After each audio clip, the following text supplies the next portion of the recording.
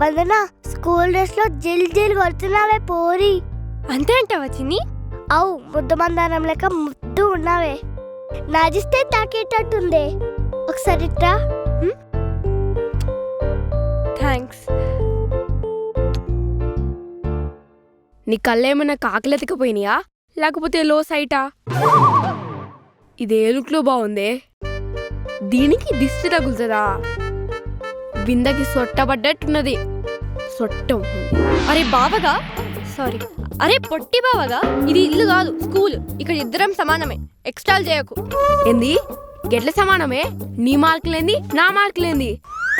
నా hand writing ఎక్కడ? నీ కోడి గెలికినట్టు నీ హ్యాండ్ రైటింగ్ ఎక్కడ?